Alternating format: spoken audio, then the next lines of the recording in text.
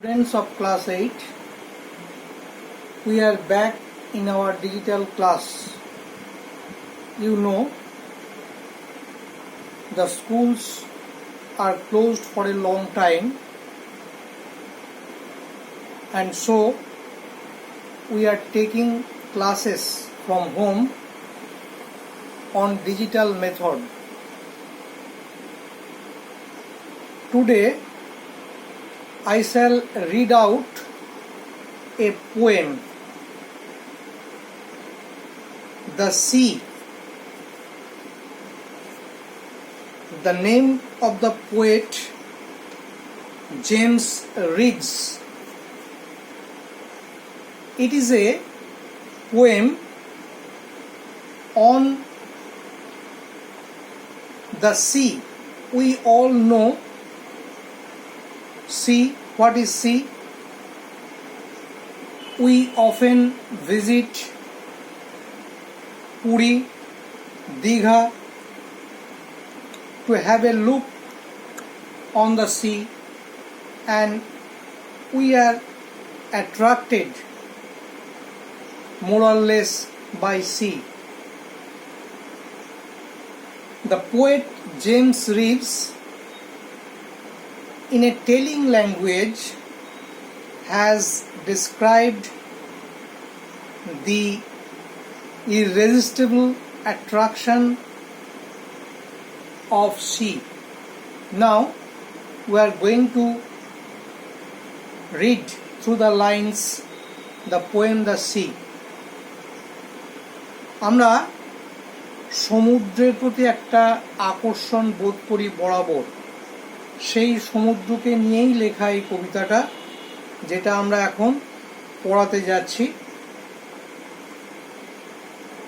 The sea is a hungry dog,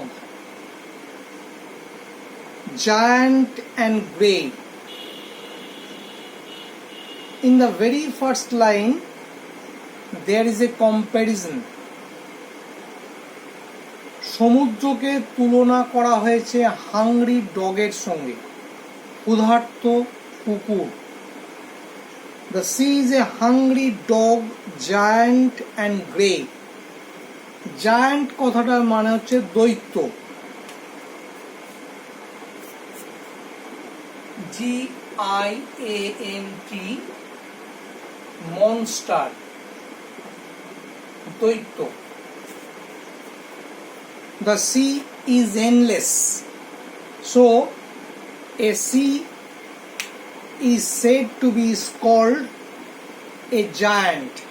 যেহেতু সমুদ্রের কোনো সীমা পরিসীমা নেই, সমুদ্র অনন্ত অসীম, সেই জন্য সমুদ্রকে জায়ান্টের সঙ্গে, বিশাল আকৃতির একটা figure, an imaginary figure of a high stature, বিশাল আকৃতির একটা ফিগারকে আমরা দৈত্য বলি।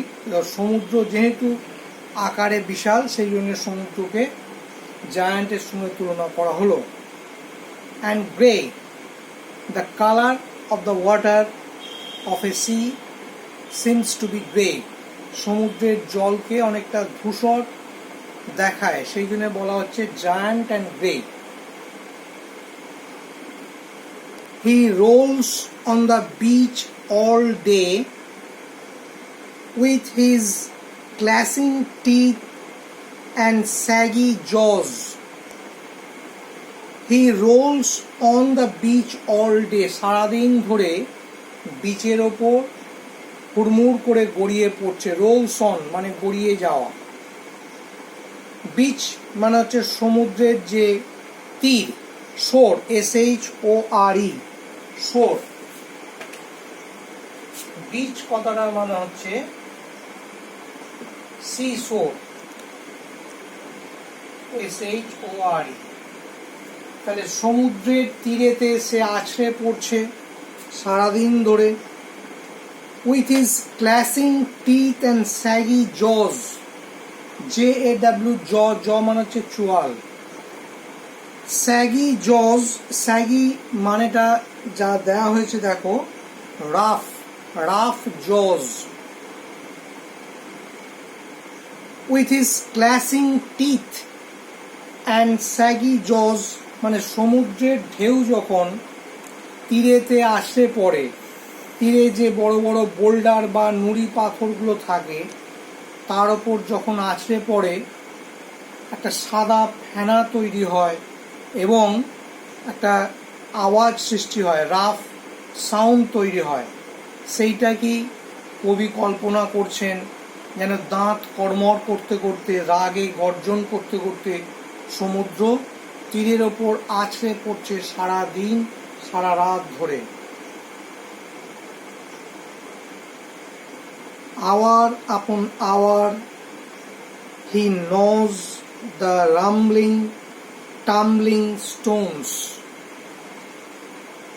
যখন সমুদ্রের ঢেউ আছড়ে পড়ে বেলাভূমিতে অর্থাৎ সমুদ্রের তীরে, সেই জলের ধাক্কায় নুড়ি পাথরগুলো গড়িয়ে গড়িয়ে চলে যায়। এটাকে বলা হচ্ছে রামলিং টাম্বলিং স্টোনস।